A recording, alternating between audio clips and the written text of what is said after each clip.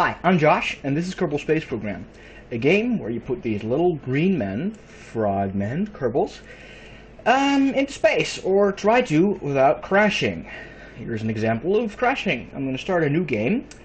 I have already tried to do this on YouTube, make a video series and put it on YouTube once before, but there were some audio recording issues and I didn't feel energetic enough. Now, I know there's a time and a place for playthroughs that are a little more cerebral, and I certainly intend to do them at some point, but this is the start, and at the start I want to be energetic and happy, because that's how I generally am, and that's the quality I think, oh, I might actually be fun for people to watch. No sense putting a half asleep, sleep deprived, one's the cause of the other, Josh on YouTube, because that misses the entire point of making people happy, or trying to. Anyway, to business.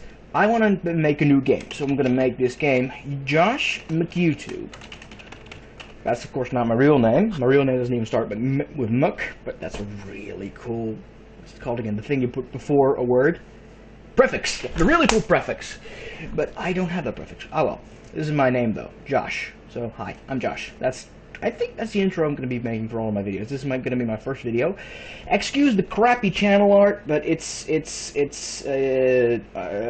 something I flim-flam together in 10 minutes. It's pretty, I like it. It's adorable, but not much else. Okay, I'm going to mess a bit with the settings. I do occasionally quick load and quick save, because this game is still in alpha, almost beta, and it's still a bit buggy, so I'm gonna have to give myself that mercy. No sense playing either game where even the settings can kill you. I have enough of that with DayZ. If you want, I can do some DayZ, but point is, I'm gonna switch off missing crew respawn, because if someone dies, I want it to be significant. If I really messed up and something is my fault and I messed up, then that's the end of that. I'm not going to auto-hire crew members before a flight. If I screw that up as well, I'm going to have to fix that myself. No entry purchase required on research. That's old school, but I do like the idea of actually having to pay factories for setting up the the machinery to make your your engines or capsules or whatever. Oh, I forgot to explain what this game involves, other than sending Kerbals to other worlds. These Kerbals, they're space explorers. Well, this group of them anyway. It's their space program, and you need to Lego together rockets. Of course, you have to research and buy parts in career mode anyway. So you need to also buy manufacturing licenses, basically, in the science panel, unless you check this, which I'm not going to do. I'm also not going to check indestructible facilities, because seeing the base buildings blow up is sometimes kind of fun. Stock vessels are like blueprints for vessels that may or may not work. I don't know about that. Let's see here. Starting funds 25 is good enough for me. I'm going to put everything else at 100%, because I suppose that's how things are tuned, right? So, this is going to be my name, my sigil, my flag is going to be the retro flag. I'm actually going to close my window, because I opened it for some air, but I think I might be disturbing the neighborhood with all my yapping. So yeah, let's put it on filter some air in mode. That way it keeps most of the noise out. Yeah, I could cut that out, but I like that kind of little human touch, because as I said, otherwise where'd be the fun? You might as well play Kerbal Space Program yourself. Of course, I do have some experience with the game. Don't expect me to have any knowledge of what I can do past Duna, which is the local Mars analog. Okay, this is your space base. You have your vehicle assembly building, you have your, I think that's your recruitment center, you have your science facilities, you have your tracking stations. They all have functions on their own.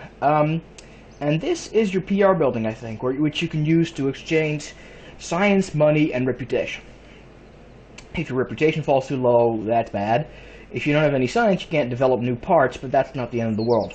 If you don't have any money, you can't build new rockets. That is also the end of the world. Okay, we don't have any science to research yet, but we can go over the parts we already have. And this looks like a giant blueprint, and this is the science progression system. You can start by buying some extra parts for 5 science, but we start out with something really, really simple, which we will need to gather 5 science with.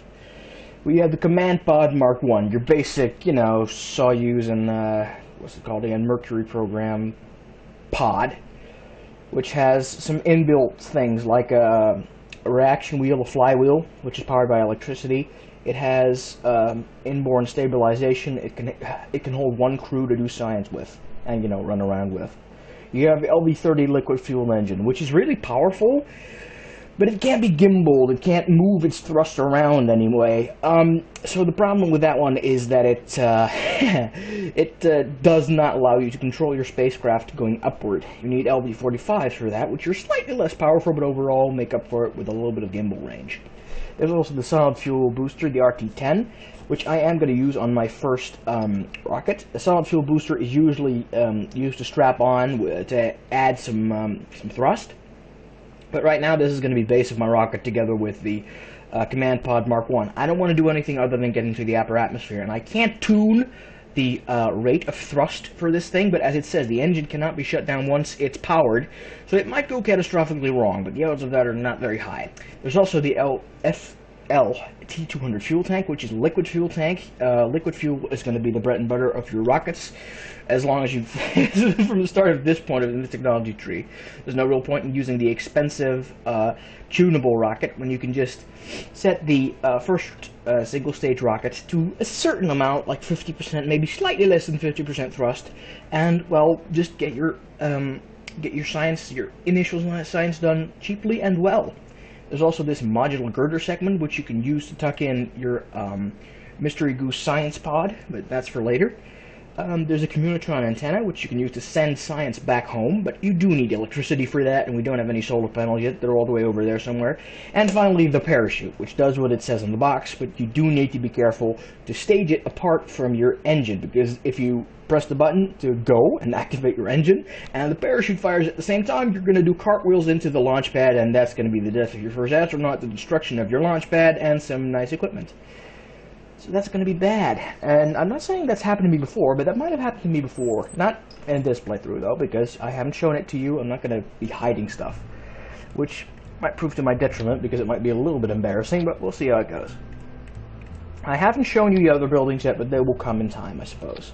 I might not do anything with the BR building, because I like having a lot of reputation. Like I said, it may be wise to stage these things far apart, so you first fire the thruster, the solid fuel booster, and then you fire the parachute so you can come down safely. Okay, we're going to toggle, no, we're not going to toggle a flag, there's no point to that. Okay, what we are going to do is we're going to limit the thrust to 50%. As I said, that's going to be more than enough to get us up into the sky without the atmosphere providing too much resistance. Because if you like thrust against atmospheric resistance, you're not going to get very far. There's it basically puts a hard limit on how fast you can go, and if you try and pass that hard limit, that requires a lot of power. So this is good enough for me. It's not perfect, but I'd rather not spend a half an hour fiddling with it right now. That's all we got. I'm going to call this thing the appropriate name. I might as well have been playing Warlords of Draenor a lot. Marad 1. Marad 1. Tier 4 shoulder pads, which are really good shoulder pads, are the most beautiful shoulder pads on Draenei, which are a Warcraft species, in the entire game. And Marad wears them, and I wear them, so we have a bit of a kinship there. A lot of people just scathingly call me Murad because I dress like him, but I made it cool first. Well, actually not true, but never mind, that's details. Let's see. Do I have... Why not? I'm going to tie the crew report, as in the science you can do with the command pods, to the 1 key. Excuse my sniffles. I suppose that's the cold air. I'm going to save it one more time, and I'm going to launch. If I've missed something, so be it. I think this will do. I'm going to do some science with the Murad 1 once it's... when it's standing on the launch pad, like here. You record the crew's assessment of the situation. Okay, we have not taken off yet. I'm bored. Let's go. Okay. Okay, Jebediah, you're gonna get out of here for a second, and you are gonna do an EVA report. EVA report while, air quotes, flying over Kerbonaut shores. This is a most precarious situation. Yes, it is. Okay, I'm also going to take this data away from the command pod and then store it back into the command pod. That way it does not take up the slot for a crew report. That way I can do a crew report when in the air and high up in the air. I'm actually better off just doing it in the upper atmosphere, and then once we're safely going down with the parachute, I can do a crew report while flying just over the shores. Yes, I suppose that'll work. I'm gonna... one thing I want to do first is go to the Space Center. I still have this thing in flight, so I'm just gonna go to the Space Center while this thing's standing on the launch pad, and I'm gonna go... Yes, I know. I'm gonna go here, and I am gonna take these contracts. This is a contract to launch a new vessel, which is going to give me some money.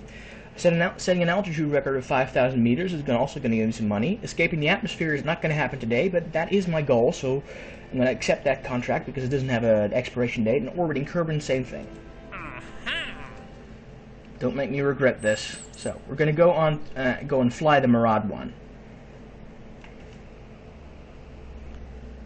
Just going to check if the staging is figured correctly. Yes, it is. I don't know if the impulse is correctly set up, but we'll see how it goes. And fire. Keeping it cool and happy. Okay, we already completed one contract by successfully lifting off. And discard. Good. Because we got the money, we got the rep. And, well, we go upward. And the risk you can take, catastrophic risks you can take, I am not exaggerating when I say you can crash and you can lose money, and basically on creative mode, on sandbox mode, it can be sometimes hilarious, but that's not what I'm doing here. I do want to make a successful space program with this series, so I am going to try and do my best here. Solid fuel is ticking down. We are not yet in the upper atmosphere. The upper atmosphere starts at around, what, 10,000, 13,000 feet? I don't know. But I think once we hit the dark blue section of the altimeter, we're going to be golden. I do want my Kerbal to step outside just for 1 second. And that might prove to my detriment. So I'm going to wait until this thing levels out. I'm going to do a report of the upper atmosphere first. Worst comes to worst, I'm gonna have to chase the capsule back down. I might get rid of my Kerbal this way, and this is Jebediah Kerman. He's well known for having the badass flag in the config file, which means he's generally not panicking, unlike most other Kerbals, when you lift off. Okay, our surface velocity is nice, but let's see how slow we can get it. 200. We're already going really high. That's great. I don't think we're going to be able to escape I don't think we're going to be able to escape the atmosphere with a 5,000 meters. Excellent. I don't think we're going to be able to escape the atmosphere with a rocket this simple, though. But that wasn't the intent either. This was just a probing mission, exploratory mission. Oh, you can have AI-controlled probes, but you better make sure they have solar panels and other ways to maintain electricity, otherwise they're going to go dark. 32, 31, 25, 15, 13, 40. Yeah, okay, this is where we go. EVA report, down. Yeah, upper atmosphere. Take data. Hubris. Okay. As soon as we get back down past, I don't know, past a certain altitude, we can do another crew report. But we got up to 32 kilometers, which is incredible. Kilometers, I don't remember them. I think it's 3 kilometers is 2 miles. I'm not entirely sure. But that's still quite a bit. And now we are slowly descending. I can make it slightly less slow by time accelerating, but that's not that's not exactly the safest thing. Still, we are doing a video here, so I might as well. Okay, we are probably in the lower atmosphere by now, and I thankfully standing on the railing while landed is also, quote, the lower atmosphere, so that's not a problem at all. Now, is this review report flying over Kerbonaut shores? Exactly. EVA report flying over Kerbonaut shores. I already got that when I was landed at the while I was not well, I had not yet taken off at the launch pad. Oh boy, I'm tripping over my words here. Yeah, this is probably going to be at the end of the video as soon as I as soon as I land, or perhaps air quotes land, because I'm pretty sure that the solid rocket booster is not going to survive the descent. How do I know this? Because this is a standard maneuver for doing your first mission, and I have, I wouldn't say fucked it up, but I've done this successfully a lot of times, and none of those times the solid rocket booster survived. It's very, very cheap, though, so it's not a problem. It's basically a metal trash bin full of confetti. That's at least how it's described. Well, confetti. I'd sooner call it thermite, but we'll see. Thermite's the best confetti, if you don't have any wish to live. Okay, boom, as I said, thermite confetti, and we are landed. I'm going to do an EVA, I'm going to do the storage trick again, and I'm going to do one more crew report for the Kerbal Space Center. Yay, we're home, indeed. Now this thing's not going to go very far. I can try and like roll it over to the next area, but I'm not going to do that. What I am going to do is I'm going to take a surface sample here and do an EVA report. Now if I want it, I could plant a flag here for the first successful mission, but that would be kind of ridiculous. I mean, it's a ridiculous game, but no point adding to the ridiculousness. Actually, there's a really good point in adding to the ridiculousness in that I am going to go and run all the way over there. Now I'm going to speed up time, and I might even do a cut if I wanted to gather signs from these other buildings, which I might, because you're going to have to go back and forth. But it is going to provide me with an extra bit of science, so I might just cut the video here. Just give me a sec here. Am I going to do? Oh, slow down time. We don't want Jebediah to die from time dilation. Oh, that. In this version of KSP, the Kerbals are immortal. Well, immortal until they die violent deaths. Biologically immortal, I think that's what it's called. But there are mods which you can get to make your Kerbals require food, water, and air, and electricity to stay warm, and, you know, catalyze the air and that kind of thing. So, catalyze? I don't know what it's called, electrolyzation or something like that, to create more air. But the point is, your Kerbals will have a life support and fuel supplies, which are going to be expended over time, which means these shenanigans are going to be impossible if you have that thing set up. But this is the, the Reputation Center has their own little science pod, has their own little, science biome, lack of a better word, has their own little region of science, which is unique, and the more every unique region of science can be sampled, and if you sample the same region of science twice, you get either nothing or vastly reduced science. So I'm going to sample everything once. Now, is this the Science Center? Oh, whoa, that was not supposed to happen. This is the kind of thing you quick load and quick save for. Now, can I get out from under here? Yes, you can. Good. Now, I'm going to do this normal time. Okay, that worked. Thankfully, Time Warp does have its glitches. I'm going to see if I'm going to take it from R&D Center. Yes, this is the science buildings. I don't think a spacesuit was entirely necessary to get here, was it? Now, you get this smart-ass report every single time you do science on this planet, which is extremely annoying. Now, there are mods that give you more interesting science reports on this planet, and there are also mods that remove the space helmet from a Kerbal on his home planet, which is wonderful. I gotta say, these bastards are really adorable. So that's wonderful. Yeah, I'm going to do the rest of this, up to and including the launch building, the aircraft hangar, and the launch pad itself, and maybe the airstrip. And I'm going to show you if I see a nice building or something like that. Now, I do know there's a swimming pool at the PR center, but I think I'm just going to walk right past it. Yes, I am. So I'm just going to cut the video here. I'm going to store this, etc., just to hamster up some more science and make the next few flights. Yep, this is the administration's building, aka the PR center, and it has its own swimming pool. Which I'm wondering if I can swim in there and get a water sample from there. That'd be really cool to find out. If I just walk through the water, then it means no. But if I can swim... Oh, that was not supposed to happen, I think. Yeah, that's not properly set up. And it turns out... Ooh, can I do this? Can I get out from here? Yes, I can. Now, these kinds of bits of nonsense are what I quick save and quick load for, not anything else. So we're going to be moving on to here, which is going to be the recruitment center. It has this beautiful flagpole, which I think you can climb up. I'm not sure. There used to be the old Space Center, because this game's obviously gone through quite a few iterations. Yeah, astronaut complex. This is a recruitment center, basically. I call it that. I basically give it all its own name. Now, does this... on this thing... No. I think you can land small spacecraft on top of that thing, which we are probably going to do at some point. Yeah, and now we're going to go back and go to the next place, so I'm going to cut it again. And we are coming up to the aircraft hangar. Now, the people playing Kerbal Space Program have a saying, space is hard, and that's a bit of a reductive way of saying that. Kerbal Space Program can be fiendishly difficult, though immensely fun at times. Gotta say, the new and improved, relatively modern Space Center looks absolutely gorgeous. But the point is, this is the airplane hangar, and I think, well, as humans, we invented flight before we went into space. And seeing as the prominence of the space shuttle in the recent years, you'd think, well, you might be better off building an airplane before a rocket. Oh, no, that's not true.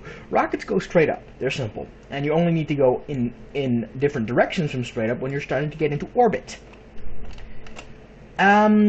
Space planes need to be balanced and sensible and that kind of thing. All you need for rockets is symmetry. Space planes, you need to work on, well, even regular planes, you need to work on all sorts of different stability, even in the regular game. There's also a lot of add-ons which make flight in the atmospheres of the planets which have atmospheres, and even Kerbin itself, a lot more fun of an affair, and make space planes, as in planes that get into space, actually viable. Am I recording this? I don't know. I'm actually going to check. This is one of those cutesy moments. Okay, I'm back, and we have good news and we have bad news. Now, the good news is, I was recording, and I'm once again recording. The bad news is, I heard this shrill shriek when I was talking about space planes, and I have no idea where it's coming from. I'm terribly sorry for those of you who have actually heard it on YouTube. I am not skilled enough to polish those things away yet. If it happens again, I'm going to investigate. But for now, I'm going to take a surface sample and an EVA report from the spaceplane hangar. And quick save. It might be the quick saves causing the strange things. And now I'm going to cut the video again. Yay! Be right back. And we are coming up on the runway. Now, it bears mentioning that gathering up all this science is entirely unnecessary and superfluous on most playthroughs, but I just want to bootstrap my way up as high as possible as soon as possible. So we're going to take a surface sample. Oh, look! The surface appears to be very hard, like concrete. It might actually be concrete. Could be a very good surface to land at. Yes, it might be, yes. Yeah, same EVA report as always. I'm actually going to see if I can't review the surface samples of the other areas and see if there's any chucklers, any funny bits in there. But I think that most of them are just going to be, the scientists always complain that we got dirt in our boots, or something like that. Oh, this surface appears to be dirt. Same material that the scientists always complain about when we walk into their labs, or something like that. I don't know. It's witty when you read it. Whatever.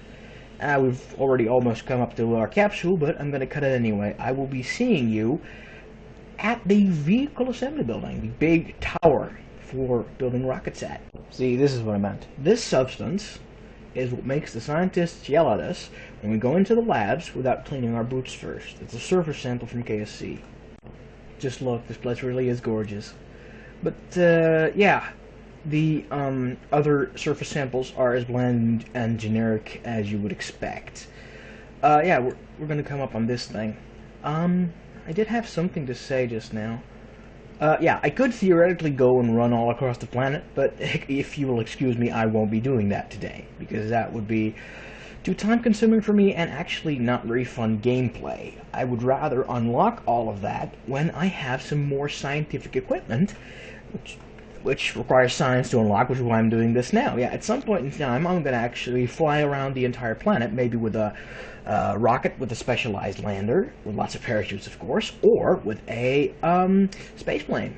or just a normal plane that doesn't go space, but at higher altitudes, your cruising speed's a lot higher. Okay, take a surface sample from the vehicle assembly building and an EVA report, and they are both relatively bland, so we are moving on. Is that a monument? This looks to be a monument to something or other. Well, let's have a look. Rest in peace, Mark I pod, 2011-2012. That's cute. That was the original Alpha pod, I suppose. Three pilots, three Kerbonaut piloted pod. Well, piloted. You were the one who pilots it. But the Kerbonauts were Jebediah, who we have in front of us. Well, not in front of us, but who we have with us here. The eternally brave and optimistic young Kerbal. He's a bit of an ace pilot.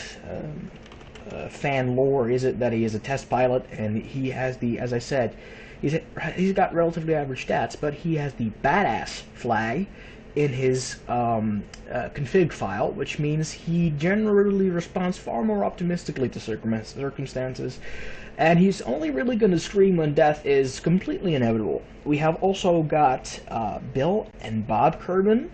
They're relatively interchangeable, but one is very smart and one is very foolish, and they're both not exactly all that brave. So their job is generally to sit at both sides of Jeb, and in flight they're going to scream, and one of the two is actually relatively useful when doing science in mods, and the other is not. The other is absolute fodder, but he makes a good backup to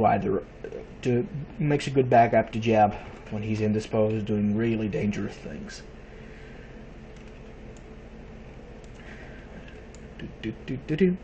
It's not like Kerbals are very bright at all. They're really cute, and they really like snacks.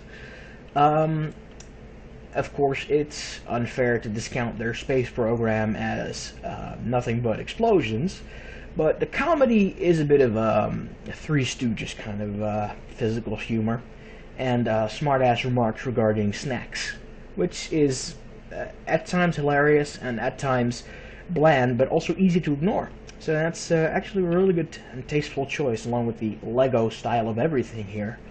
It's got incredible depth, this game, but it's also very, very easy to get into. So I love that. We're going to be cutting it until we get past this building. Right, we're coming up on the contracts building. It has a stairway. Most of these buildings have stairways, which means you can actually walk up them. I'm not going to do that for reasons of brevity. After this, we have two more places to go: the launch pad, which has a really fun thing, and the tracking station, which I have not yet visited. So we're going to take a surface sample from Mission Control, and an EVA report from Mission Control. Now, it's really weird that administration is called administration and Mission Control is called Mission Control. But because Mission Control generally has the administrative work of the contracts, and administration tends to be a place where you trade things. I'd call that PR office, actually. But it probably has good reasons for being called what it's called. I'm going to go back to the pod now. See ya. I'm going to take a brief jaunt through the R&D building, and I gotta say this like bridge-like area building makes it really look like one of those modern-day scientific universities. It's really beautiful in its own way. Seeing the science buildings from a Kerbal's perspective is... I've never done this before. It's really cool. I like it. There's a helipad on top of the vehicle assembly building. Yeah, if you strike any of these buildings a little bit too hard, they will explode and fall into ruin. And I don't know if you need to pay money to get them fixed up, but if not, there's probably a mod to do that. And we are slowly, but ooh, is that Minmus? Yes. We are slowly and surely coming up on the tracking station, and it is appropriate for me to spot Minmus, which is the second and very small moon of Kerbin. It looks like an icy desert, and it is inexplicably cold compared to the relatively temperate Kerbin. It could be that the atmosphere of Kerbin keeps things relatively above zero, while Minmus, the tiny, tiny ball of ice, does not have an atmosphere at all. It's probably a captured comet or something like that. It's got flat surfaces of ice combined with enormous hills, but considering the fact that it has relatively nil gravity, the same gravity as Kerbin has with the zero gravity cheat, then it's really easy to land spaceships on as long as you can get there, which is also not too difficult. Okay, we're going to take a surface sample from the tracking station and EVA report, and it's equally bland, so I'm going to be seeing you when I hit the final area of our grand tour, the place we started off, the launch pad. I keep having trouble with that word. Well, it's actually getting dark. Goodbye, pod. I will be seeing you when the scientists haul you in. The red light of dawn. The Kerbal systems are actually really cool. It doesn't have a Saturn analog, Uranus analog, or a Neptune analog. I don't know if I mixed those two up, but whatever. The order isn't important. It does have a Jupiter analog with 5 beautiful moons. One of them has a atmosphere and it's almost habitable, but not quite. And it does have pretty much every other major planet in the system, as well as Pluto. Well, it might have been demoted from planet status. It is, and has been, a relatively prominent part of our education, and it may be a boring ball of ice, but it's really far away, and that makes it very, very cool. It's basically the moon, but very far away and made of ice. Well, not made of, but you know. The Pluto analog of Kerbal Space Program does not have a little bit of a moon on it of its own, but that's not a problem because it's, like I said, a ball of ice at the edge of the solar system, and it could be a beautiful outpost. Yeah, I intend when I have mods, or when I have basically conquered the solar system, most of it, to make a very nice, beautiful base, a jewel, because it has a tremendous gravity well and a lot of moons which you can use to slingshot. And it's also got a magnetosphere, which you can use in Interstellar Space Program to harvest a lot of antimatter, which is, of course, the ultimate fuel in real life as well, as far as we can tell. But yeah, that's basically going to be my end game at some point, to build a beautiful little Jupiter station. Star Trek reference there. Okay, the reason I actually didn't go up this launch pad when I was lifting off is because, well, I'd have to jump down from the rocket, and there would be no way I would be getting back up there without little ladders or a big ladder, and those not only unbalance the spaceship and cost a little bit of money.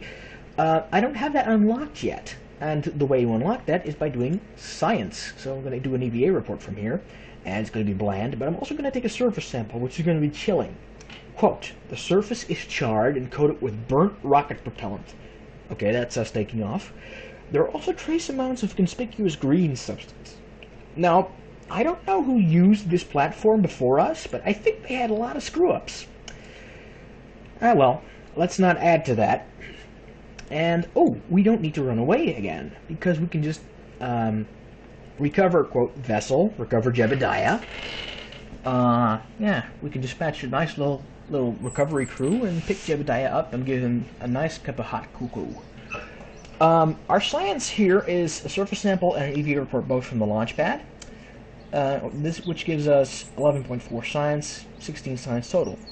And we got Jeb back. And we can now also recover Marad 1. And that's going to give us a lot of science. Now we got 145 science, which is more than enough to unlock some initial stuff. We also get most of the value for the command pod and the parachute back, because we can refurbish them, and the monopropellant that was in the pod. I should have removed that, because that's a little bit of weight, a little bit of money.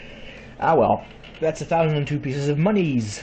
I don't know what they're called. Kerbucks, I suppose. Yeah, I'm gonna cut the video here and save the game, and then tomorrow, or whenever, we're gonna do some, something with this science that we got, and 145 is quite a bit in the early game, so I'm hoping we can unlock some more basic science to basically bootstrap ourselves up to interstellar levels of technology. Not Interstellar the movie, but, you know, high tech.